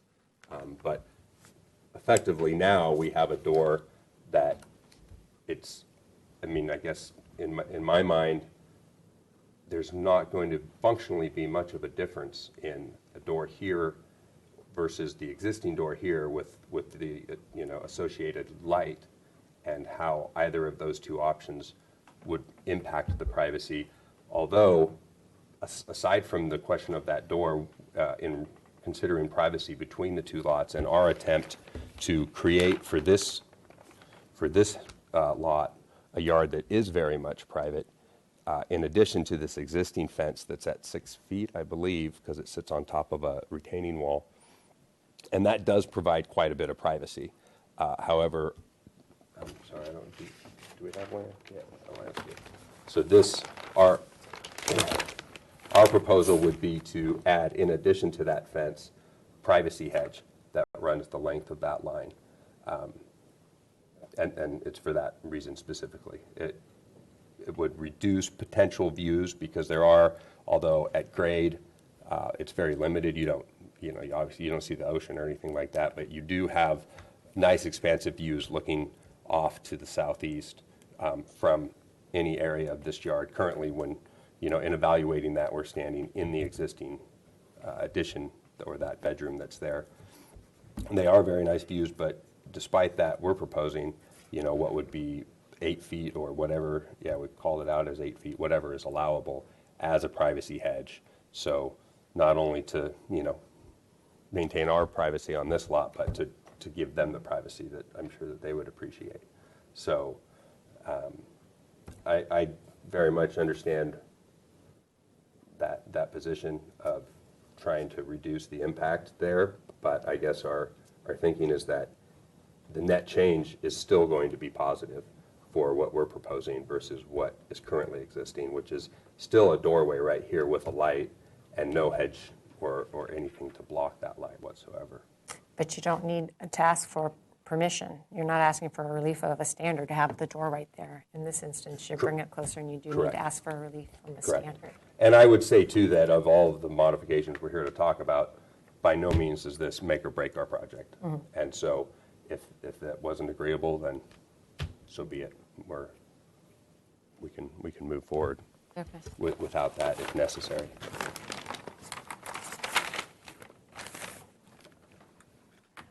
All right. And then the other question I noticed, there's a chain link fence now, I think, here. Do you know, is the fencing permitted or anything? Well, my comment is that that's something that just the building permit phase can be ironed out, because it talks that your site plan indicates a proposed 42-inch wood fence atop existing masonry retaining wall. Height varies with grade, 3-foot maximum. So the height in the coastal zone is, if a wall, like this retaining wall, I don't know how high this is. It's 3 feet, so I do. Yeah, here it's within, 0, okay, and it climbs. So any fence within 5 feet of each other wall, it's a cumulative height.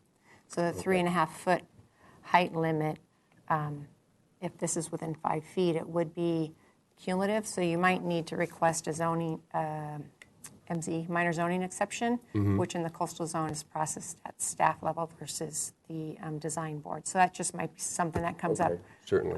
in the plan check process. It's just kind of a heads up type Yeah, thing. this existing, I think it's you don't see it because it's so engulfed in vines. But it's actually, I think, has like, it's wood between masonry. Are there, or are the posts The posts are even just- wood? The posts are wood, and they're just, Yeah. I guess I didn't look that close. I just assumed it was chain link in there.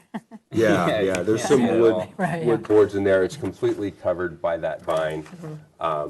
And we certainly could do that then, apply for the additional exemption Yeah. if necessary. But part of, I would say, the need for this, aside from, wanting the privacy, is a safety issue, because it does go from here where the sidewalk is at grade with the lot to this area where the sidewalk is 3 feet above the grade of the lot. And so if that were to be removed and not replaced, or for instance, the allowable height was based off the ground level at the lot, we'd very much have a safety issue where, people, and especially, it was interesting during the design review, there was so much talk about light and not wanting ambient light from projects. And the reality of it is, it's a pretty dark neighborhood, which is surprising to me. I've been there, just after sunset and seen kids. There's a lot of neighborhood kids riding their bikes by, people walking by.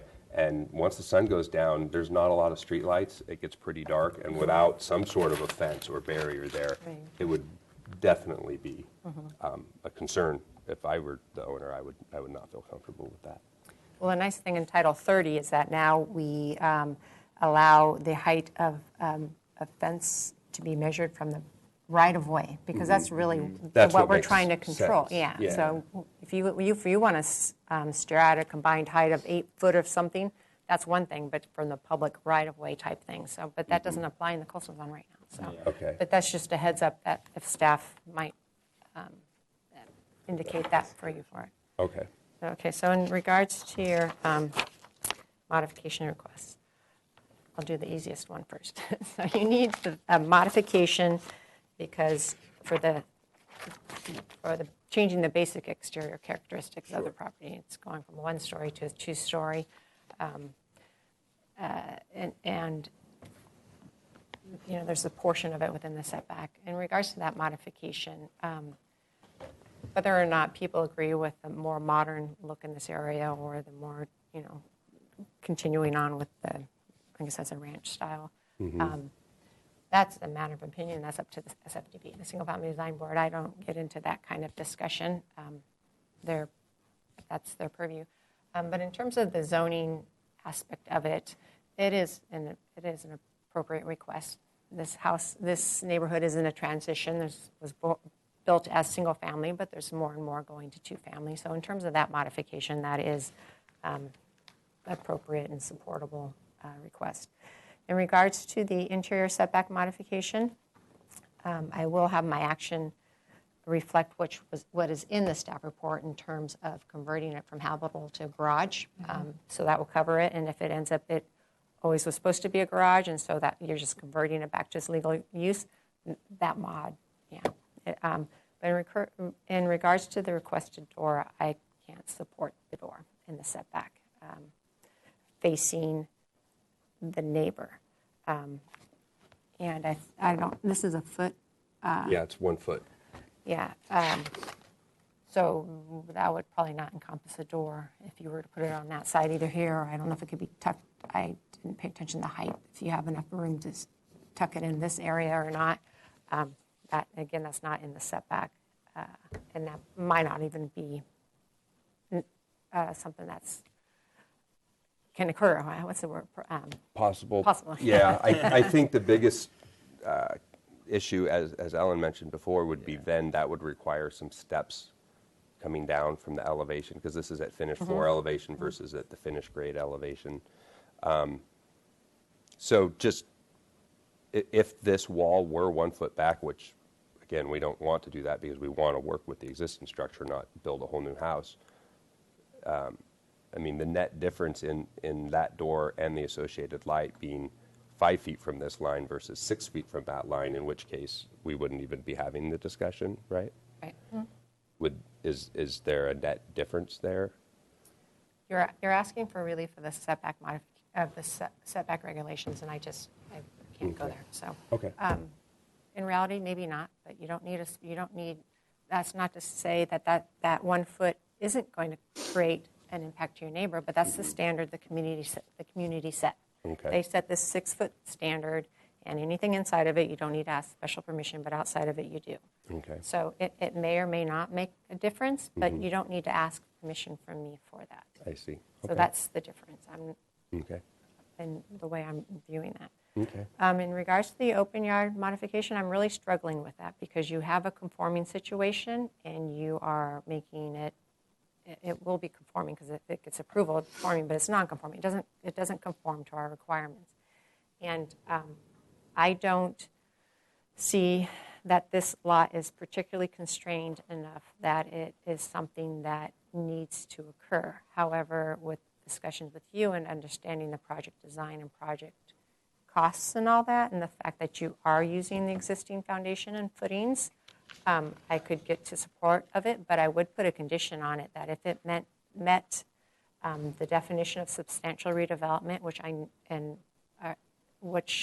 know Title 30 does not apply here, but that would be my standard of review to determine if it was substantial redevelopment or if these footings need to be upgraded or changed, that you need to come back in and talk about it. I'm not going to go so far to say that the modification would be null and void, but you would need to come in and ask for a substantial conformance determination, and I would like that at the level that it needs to come back to me to look at. Just because, like I said, I'm struggling with the open yard modification, but I understand your project objectives in trying to reuse as much as possible, and I respect that. And I understand that you are changing the architectural style, so the roof has to come off, and you're doing solar, which is great, and I know that's going to start being more of a requirement. So there are some benefits to this property. You're upgrading it.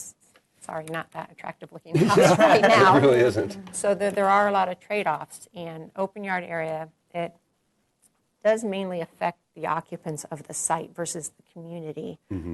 So I could get to the approval, but I would put a condition on that. If it is substantial redevelopment and there needs to be significant changes to the footing or foundation, it needs to comply with the open yard requirement. So I would want you to come back at this hearing to get input from me on whether that is substantially conforming to what my expectations were at the time of approval. Okay. Yeah. So,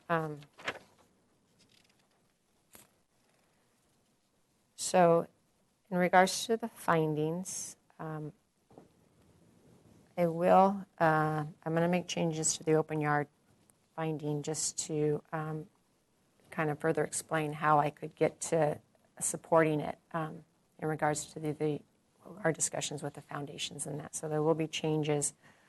Let me write that down.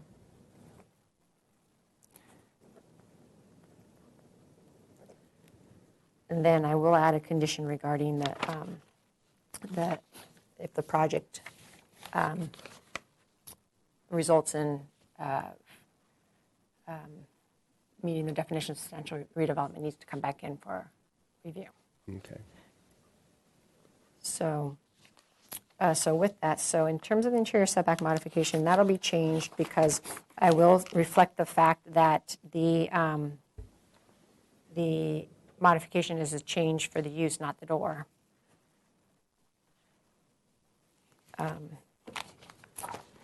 The modification basic interior characteristics, that's fine in the open yard area. So there probably will be a fourth condition with no door, no new opening.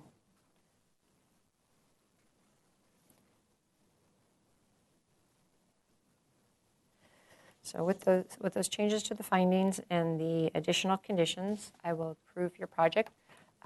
My action is appealable to the Planning Commission within 10 calendar days, and if you go away and you think that you need to appeal it, it's actually here at 630 Garden Street versus City Hall. All the other appeals are filed up at City Hall, so if you decide you want to appeal it, come here. I don't want you to run around. Okay.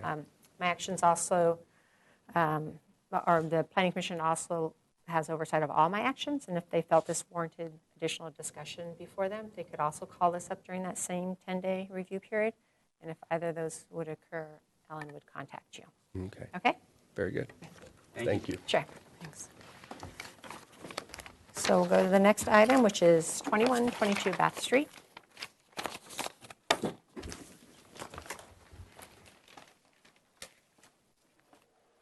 morning.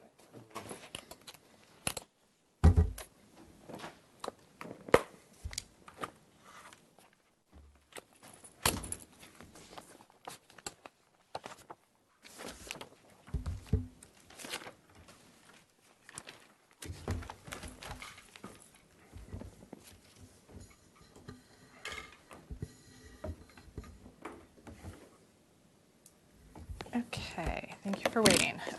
So this is 2122 Bath Street. The applicant is requesting two modifications today, a front setback modification to allow an accessory dwelling unit to encroach into the required 10-foot front setback within the same footprint of the existing non-conforming garage. And to allow the replacement of parking for the primary unit to encroach into the required 10-foot front setback.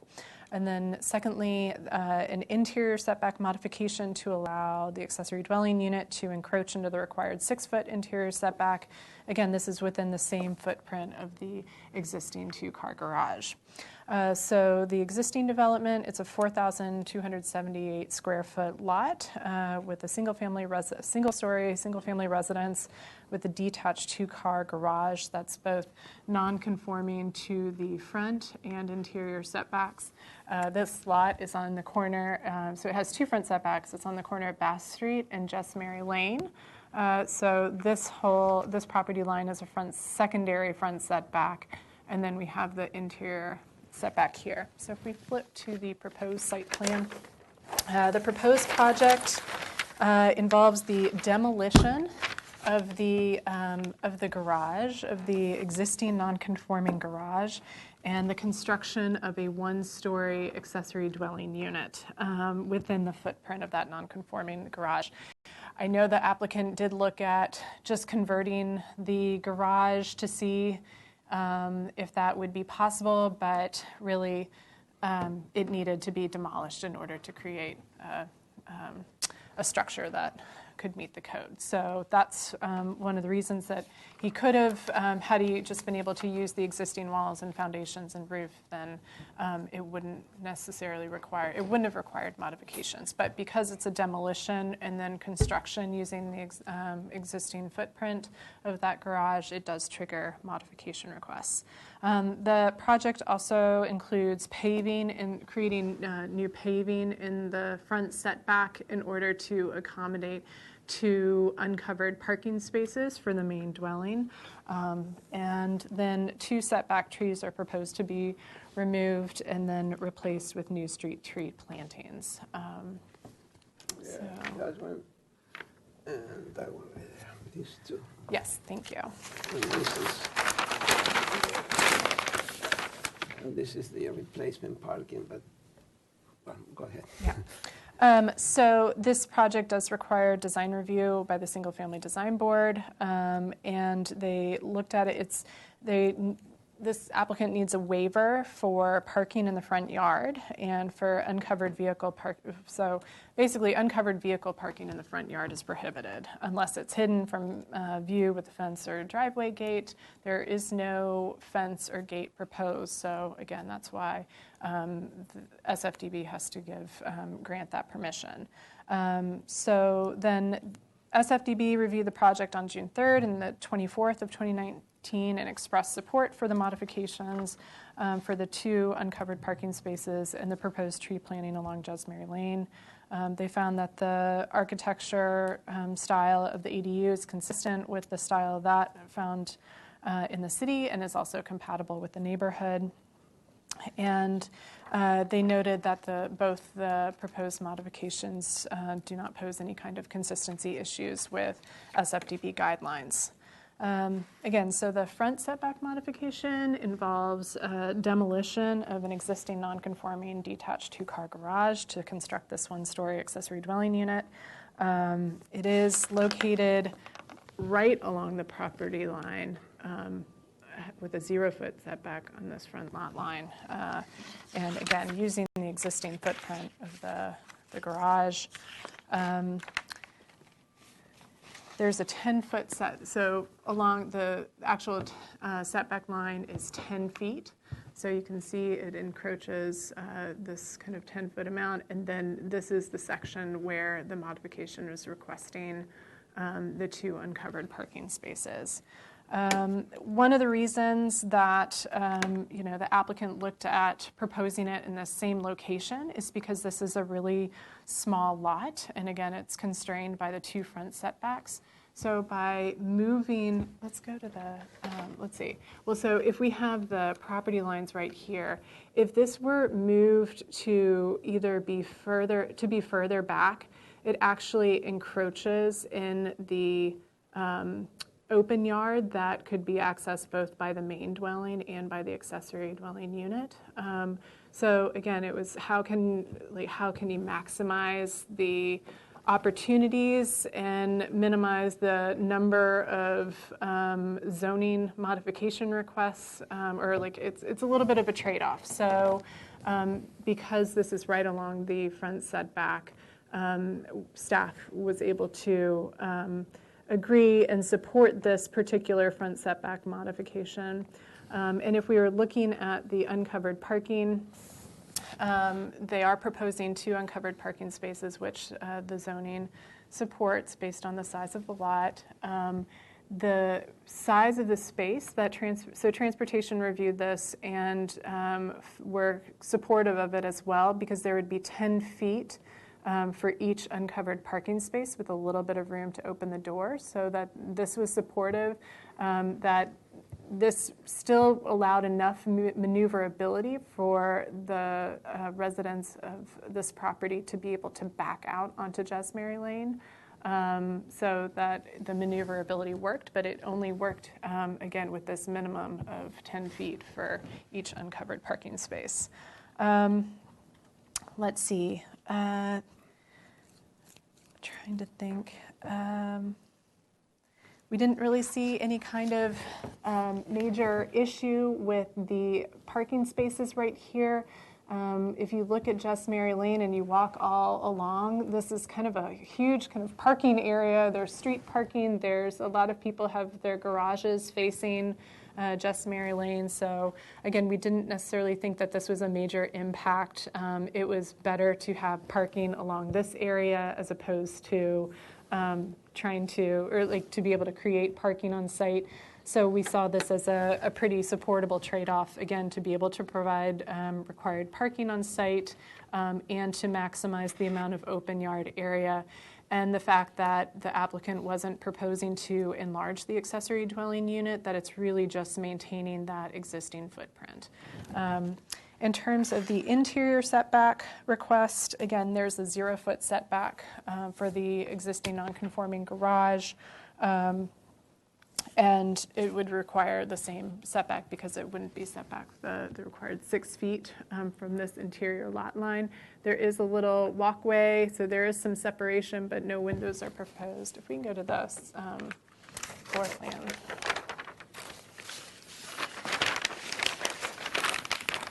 So no windows are proposed along this edge, and it's a pretty, again, this is a modest size accessory dwelling unit, kind of exercises this little outdoor patio area, creating a little bit of separation between the main residence in this area. So it's a small lot, it's well designed, it maximizes, like the modification request, yes, it's a little strange to have 0-foot setbacks, but we don't think that there are privacy issues. There's quite a bit.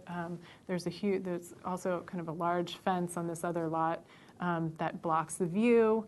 And again, no windows or openings on this side, so we didn't necessarily think that it would be an issue with the neighbors. And I think overall, we looked at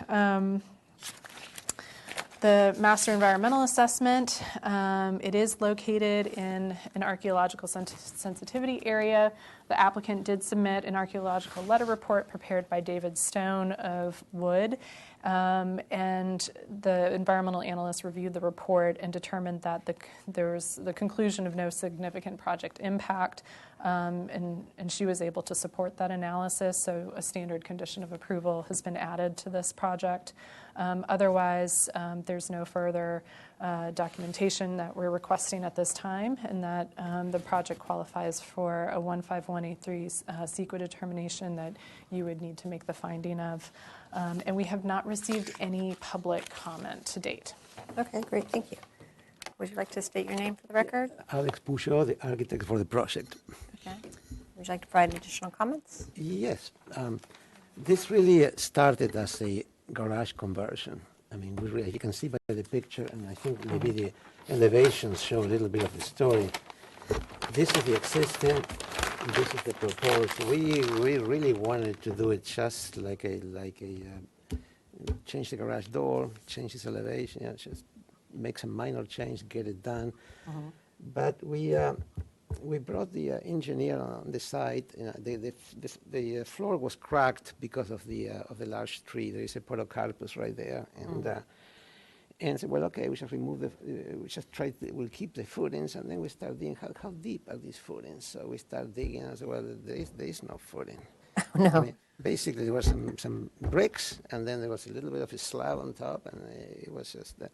And then there were some issues with the walls as well, so we had to bite the bullet and got a source report. I mean, it complicates matters with the modification thing, right? Like, if we were to make another garage, we wouldn't need a modification, but because we're changing the use. So this is a project that started small and it kept growing, right?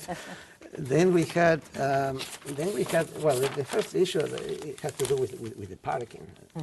And so we talked to the county, we talked to some zoning people, and then to transportation, because this is the story. I mean, this is really the side yard, but technically it's a front yard. But, you know, the way the modification reads, and some neighbors thought, well, they thought that we were putting parking in the front yard, which is really a different thing.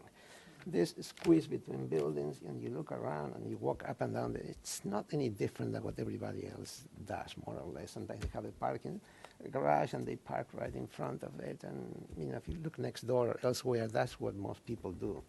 It's a violation. I know. You know, so this was our. And this actually reads because of the ADU ordinances. You can park in your driveway, but if it's an existing driveway, so this is not an okay. So we got into that one. So the modification kept piling up, and well, that's really the end of the story. We just try to keep it as small as possible. Transportation likes this parking because, well, the garage is only 17 feet inside, or 17 and a half or something. So it's hard to get two cars. Here you can really get the two cars with a little bit wider, and so they're happy with that. The issue of the street trees, I wanted to get rid of the podocarpus was really necessary because it was just too great for this, just to do this, we just couldn't keep it, even though it's a nice big tree. So we talked to the street committee, we talked to Tim, right?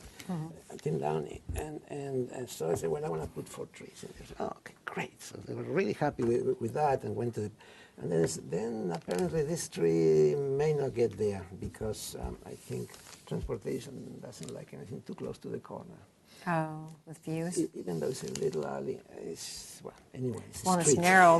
People go slow on it. It's narrow and. Yeah, but anyway, so at least we're going to get put these 3 trees, and so basically, and the same with the single family design board. Every But yeah, I had talked to like these projects, but there are a lot of meetings, a lot of hearings, and the project keeps growing. So that's the end of the story. Same, not just the same footprint, but the same everything. I mean, we are the doors and windows, but you know, that's it. The same materials, basically the same building. We added a little thing in the back because it's kind of nice to have. Somebody asked a good question, well, why is not the door in the front? Which I would have really liked to do that. But what happens if you have a door in the front, then you know the circulation itself eats up the whole process. So that's why we just kind of went back and have one single door, not two, not just one. Go in there, get it all done because it's a small unit and square areas at the premium. So that's how it was organized like that. By the way, this property is about, right here is about 3 feet higher than this one. So there are not much privacy issues. This lot kind of goes up. Okay. So there's a drop on so that's kind of a great little backyard. And that's the end of the story. Yeah, I went out to the site and met the property owner. That was helpful. It was nice for him to let me in the backyard. And I did have a question regarding there's a nice little, I don't have a picture, a wall here and fence. And he said, well, you can walk around the other side and look at it. I said, no, I can't go on someone else's property. But I looked down that way. How does it work in terms of having the building right on a shared property line in terms of maintenance and painting and that kind of thing? It's, well, it's not a unique case. It's done a lot, but that's what I'm thinking of. You know, just putting a little bit of a retaining wall, so at least we control the moisture and so forth. And, well, plaster, and you paint it, and you hope that your neighbor lets you paint it again. It's a common occurrence. Yeah, I know. I was just wondering, and the building code has 1 hour wall. Yeah. That's what they all required. In some other places, it requires a 4-hour wall. Sometimes a block wall is used. I guess it's not required. We'd rather not. Okay, so in this instance, it's just the 1 hour. The other I see there's a new planter area. This is the existing garage here. Yeah. And so the idea, when the parking is going to go right here. Yes. And so this planter that's kind of shown here, that's not going to change. So the one in front of which is now the garage, it's going to come out like a similar distance to here? Right, yeah, this is the line. Yeah, you can probably see it in the survey here. Like, this is the way it is. Yes, okay, yeah. So basically, we're taking it from here and putting it in here. Yeah, okay. It's still up to Public Works to figure out exactly the trees. Yeah, because it's in the right of way. So. Yeah, but that's what that is. And then this little rectangle, a teeny tiny one, is that? It's a little retaining. It's that. So now is the garage a little bit on the public right of way? Because if you see, it doesn't look like it extends in front of the garage. No, I think it's the lower part that is shown. See the little.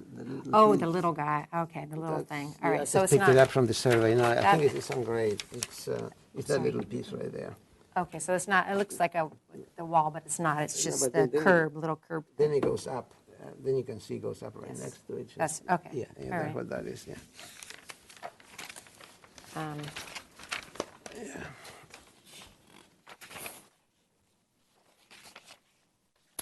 Oh, okay. Those are my questions. I'd like to open the public hearing. I almost foresee when I start talking, I forget about. No one's in the audience. You went very fast today. In the morning, it was like 5. Wow.